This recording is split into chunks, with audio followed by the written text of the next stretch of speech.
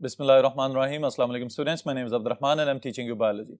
Students, इस session में हम डिस्कस करने जा रहे हैं about the natural selection के फितरत या कुदरत किस तरह से ऑपरेट कर रही है within the environment and diversity of living organisms, और फिर उसके साथ कुछ थोड़ी बहुत ह्यूमन इंटरवेंशन अपने फ़ायदे के लिए, और जिसकी वजह से बाज़ औक़ात एनवायरनमेंट के अंदर या डाइवर्सिटी के अंदर कुछ जगहों पे हमें डेफिशिएंसी या डिटीरियोरेशन होती हुई नज़र आ रही है. इनकी डिटेल्स बोर्ड पे देखते हैं. जी स्टूडेंट्स, बुनियादी तौर पे it is about the comparison of the natural selection and the artificial selection. आप इन दोनों टर्म से बखूबी वाकिफ हैं. पहले तो सिलेक्शन वाली चीज हमें समझ में आ रही है कि इंतखाब कर लिया जाए किसी चीज का. अब यहां पे जिस चीज का कुदरत इंतखाब करे दैट इज नेचुरल सिलेक्शन, और जिस चीज का हम इंतखाब करें that is artificial selection. Alright, अब यहां पे समझने वाली बात यह है कि ह्यूमंस, जो भी इंसान जमीन के ऊपर जब से सिविलाइज होना शुरू हुए या इन्होंने सिविलाइजेशन डेवलप करना शुरू की, so we are coordinating with the biotic as well as abiotic components of the environment. हम जो कोऑर्डिनेशन शो कर रहे हैं उसका एक हिस्सा था domestication of different types of animals. Alright, plants की फार्मिंग और एग्रीकल्चर वगैरह, और फिर ह्यूमंस की अपनी जो जरूरियात हैं उनके तहत दूसरे जानदारों को डोमेस्टिकेट करना शुरू किया. तब इंसान ने इस चीज का आगाज किया कि जो वाइल्ड लाइफ है, यानी कुदरती निजाम चल रहा है पौधों का और जानवरों का, उस निजाम में मुदाखलत की जाए और अपनी मर्जी के ट्रेड्स वाली खसूसियात वाले जानदारों को सिलेक्ट कर लिया जाए, बेशक वो प्लांट्स हैं या एनिमल्स हैं. तो बुनियादी तौर पर इन्हीं चीजों के मजमूए को हम आर्टिफिशियल सिलेक्शन कहते हैं कि एक कुदरती निजाम है जो चलता चला जा रहा है. और फिर उसकी एक्सप्लेनेशन हमें नजर आती है डार्विनिज्म के अंदर, कि जब डार्विन ये कह रहा है कि ओरिजिन ऑफ स्पीशीज और नेचुरल सिलेक्शन और एडेप्टेशंस, तो ये है नेचुरल सिलेक्शन की समरी. ऑलराइट, और आर्टिफिशियल सिलेक्शन वो है जो भी मैंने आप लोगों को बताया है. पॉइंट टू पॉइंट इसको हम एक्सप्लेन करते हैं साथ साथ कि नेचुरल सिलेक्शन क्या चीज है, और फिर उसके बाद आर्टिफिशियल सिलेक्शन की details. The first thing about the natural selection is nature decides who live और डाई. अब यहां पे स्टूडेंट्स बहुत ही जबरदस्त इसका रिलेशनशिप डेवलप होता है with the struggle for existence. अब इसका क्या मतलब है कि अगर किसी जानदार के पास सर्वाइवल ऑफ द फिटेस्ट बनने वाली खसूसियात मौजूद हैं, ही और इट विल बी सर्वाइव्ड. लेकिन अगर ऐसा हो कि उसके पास ऐसी खसूसियात ही पॉसिबल नहीं है, यानी कि इंसेक्ट्स में से अगर हम मिसाल लेना चाहें कि कोई ऐसा कीड़ा मकोड़ा जो हमारे इर्द गिर्द एनवायरनमेंट में मौजूद है, अगर तो वो हमारी तरह की एनवायरमेंटल चेंजेस के साथ कोप ओवर कर सकता है, यानी इन तब्दीलियों का मुकाबला करते हुए जिंदा रहने की सलाहियत उसमें मौजूद है, इट विल सर्वाइव. लेकिन अगर ऐसा हो कि एक दिन बारिश हो जाए, अगले दिन फिर कड़क धूप हो, और वो इसी फ्लक्चुएशन को बर्दाश्त ना कर सके, तो इसका मतलब है कि वो नेचर उसको फेवर नहीं करेगी और वो आहिस्ता आहिस्ता खुद ब खुद खत्म होता चला जाएगा. अब ये वाली चीज, this is the point that nature is deciding who will survive or who will die. All right, students. Natural selection occurs through an interaction of environment and variability inherent in any population. अब ये वाली चीज students काबिले गौर है कि जहां पे भी वेरिएशन या डाइवर्सिटी नजर आती है हमें, तो बेसिकली क्या हो रहा है, एंसेस्टर से डिसेंडेंट्स के अंदर कुछ खसूसियात इनहेरिट की जाती हैं हमेशा. अब जितनी भी खसूसियात नेचुरली इनहेरिट हो रही हैं, उनके कैरियर्स कौन है, क्रोमोसोम्स, और जीन्स के जरिए उनको एक नस्ल से अगली नस्ल में ट्रांसफर कर दिया जाता है. तो वो तमाम खसूसियात जो उस एनवायरनमेंट में सरवाइव करने के लिए जरूरी हैं, अगर तो वो इनहेरिट हो रही हैं, तो इसका मतलब है वो पॉपुलेशन सक्सेसफुल पॉपुलेशन बनेगी. लेकिन उसी पॉपुलेशन के कुछ मेंबर्स के अंदर अगर कोई डेलेटेरियस या कोई वीक जीन्स आ जाते हैं, या कोई ट्रेट इस तरह का आ जाता है कि जिसको एनवायरनमेंट फेवर नहीं कर रहा, तो इसका मतलब है these organisms or that bunch of organisms will not be able to survive. All right? फिर उसके बाद डार्विन की अगर हम बात करते हैं, तो डार्विन ने पोस्टुलेट बनाया, इस पॉइंट को ज्यादा इसके ऊपर फोकस किया, that natural selection operating over vast spans of time could account for entire diversity of life. अब स्टूडेंट्स, इसके लिए आपके ज़हन में यह बात होनी चाहिए कि हमने पार्ट 1 में एक टॉपिक पढ़ा था living world in time. Alright, हमने ये देखा कि प्रोकैरियोटिक ऑर्गेनिज्म से आगाज हुआ और फिर ये पूरे का पूरा एक एवोल्यूशनरी ट्री बनाते हुए हमें बहुत ज्यादा डाइवर्सिफाइड किस्म की इस वक्त लिविंग स्पीशीज नजर आती हैं. तो ये जो सारी की सारी एवोल्यूशन हो रही है, जो डाइवर्सिटी फैलती हुई नजर आई है, इसके अंदर बुनियादी वजह क्या है, यही पॉइंट जिस पे डार्विन आपकी तवज्जो मबजूल करवाना चाह रहा है कि वक्त गुजरने के साथ साथ वो तब्दीलियां, वो खसूसियात जो किसी भी एक जनरेशन के लिए जरूरी हैं वहां पे सरवाइव करने के लिए, वो खसूसियात आहिस्ता आहिस्ता ऑर्गेनिजम्स अडेप्ट करते चले जाते हैं, जो कि उनके जेनेटिक मटेरियल का हिस्सा बनता चला जाता है। और यही वजह है कि किसी एक ही तरह के ऑर्गेनिजम्स के अंदर डिफरेंट जियोग्राफिकल रीजन्स में आपको डिफरेंट किस्म की स्पेसिफिकेशंस या डिफरेंट खसूसियात देखने को मिलती हैं। ऑलराइट, अब फिर उसके बाद नेक्स्ट पॉइंट हमारे पास क्या है? नेचुरल सिलेक्शन एम्पलीफाई और diminish those variations that are heritable. यानी वही बात यहां पे दोबारा से आ रही है कि genetics is the key to the inheritance और natural selection operates through genetics. Alright students, adaptations that an organism acquire at its own are not heritable. अब ये बात भी समझने से ताल्लुक रखती है कि अगर कोई ऑर्गेनिज्म, लेट्स से ह्यूमंस की हम मिसाल ले लेते हैं, अगर कोई ह्यूमन बहुत ही अच्छा एथलीट है, बहुत ही एक्सरसाइज कर रहा है और उसके बाद अपने मसल्स वगैरह बिल्ड अप कर लेता है, तो all these properties will remain for himself only. Alright, ये तमाम खसूसियात जो उसने अपनी फिटनेस के लिए अपने ऊपर अप्लाई की हैं, ये इस एक ही नस्ल तक रह जाएंगे लिमिटेड होके। अगली जनरेशन में ऐसा नहीं होगा कि बॉडी बिल्डिंग या जिम जाना या फिटनेस वगैरह मेंटेन करना, इसके हवाले से कोई पहले से ही आपको प्रोग्राम नजर आना शुरू हो जाए उनके जेनेटिक्स के अंदर। तो इसका मतलब यह हुआ कि यहां पे लामार्किज्म वाली एग्जांपल को हम रिवाइज कर सकते हैं कि अगर कोई एक ब्लैक स्मिथ किसी एक बाजू से हथौड़ा चला रहा है तो उसके बाइसेप्स डेवलप हो जाते हैं, बट इट डजंट मीन के the offsprings of that blacksmith they will be born with already developed biceps. Alright, तो इसका मतलब यह हुआ कि कोई भी एक एडेप्टेशन किसी एक इंडिविजुअल या एक जनरेशन के सर्वाइवल के लिए वहां पे मौजूद हैं, लेकिन हेरिटेबल कब होंगी? जब बहुत सारी जनरेशंस में वही खसूसियत हमें नजर आए और फिर वो जीन्स के अंदर भी इनकॉर्पोरेट होके इनहेरिट होती चली जाए। Alright students, then the specifications of factors of natural selection are regional and timely.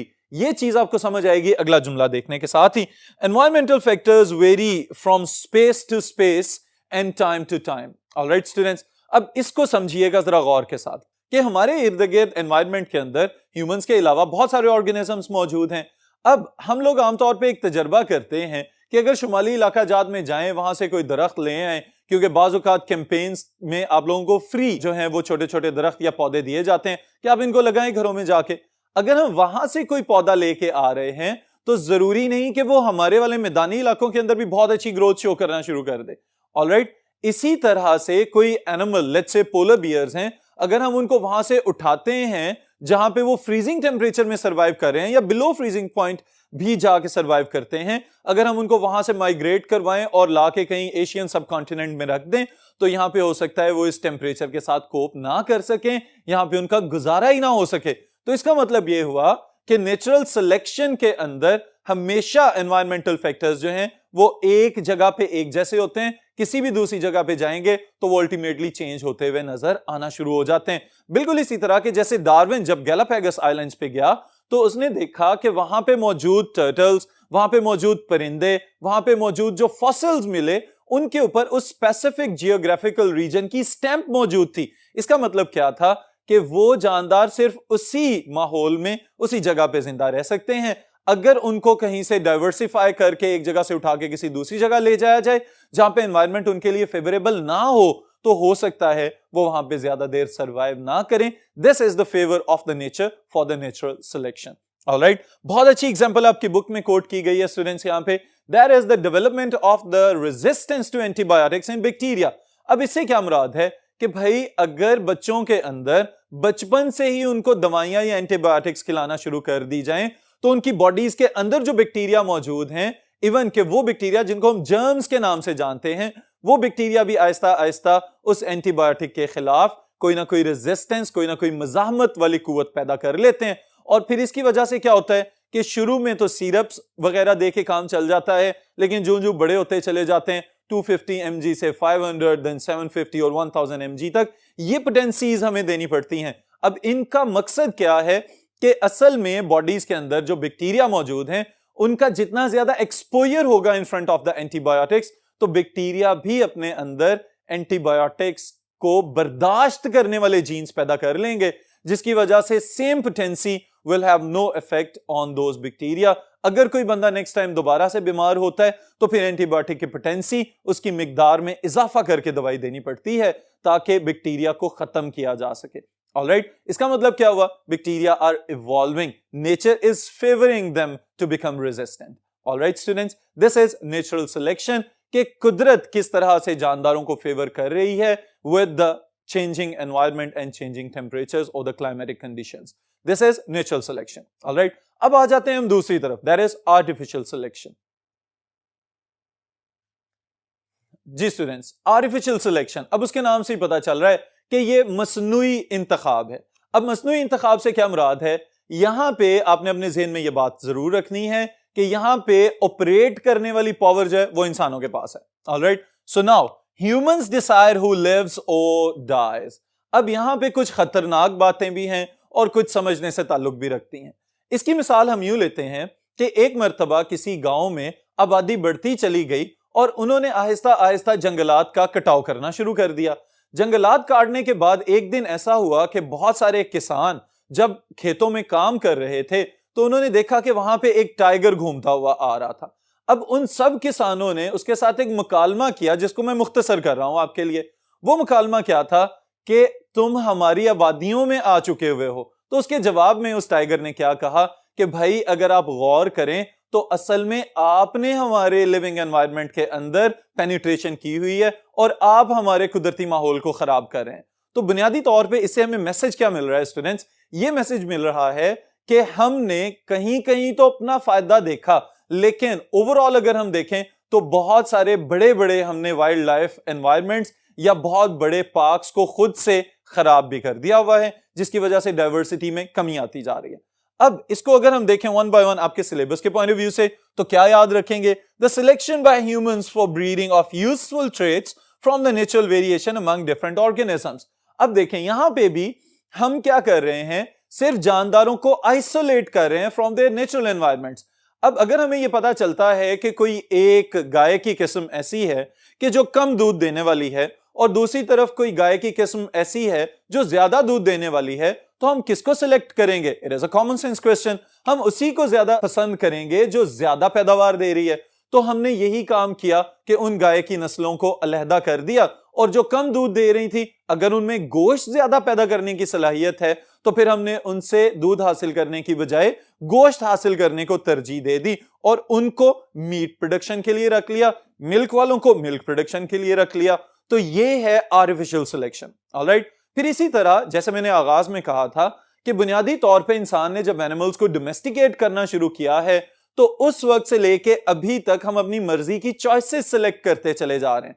इन तमाम चॉइसेस पे हमें यह पता चलता है कि पहले जमानों में जितने भी ये डॉग्स वगैरह अब हमें नजर आते हैं या जितनी भी इनकी ब्रीड्स हमें नजर आती हैं, साइंसदानों का यह कहना है कि all of them have developed from valves. ये भेड़ियों की आल औलाद हैं. लेकिन हमने उनमें से क्या किया कि भेड़िए बुनियादी तौर पे चूंकि वाइल्ड में रह रहे हैं तो उनको ज्यादा प्रेडेटरी मोड ऑफ न्यूट्रिशन अपनाना पड़ा और ज्यादा फाइट्स और ज्यादा खूनखार किस्म की जिंदगी गुजारनी पड़ी.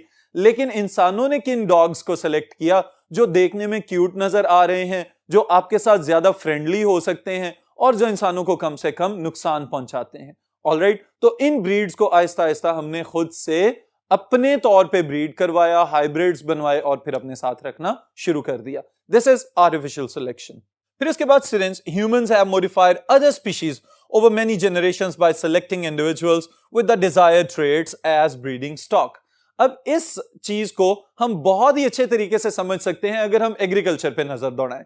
हमारे पास कुदरती तौर पे पैदा होने वाले जो बीज थे, गंदम के, चावल के, गन्ना और इसी तरह मकई वगैरह, उन बीजों की पैदावार बहुत कम थी. ऑलराइट. फिर हमने क्या किया, उनको जेनेटिकली मॉडिफाई करना शुरू किया.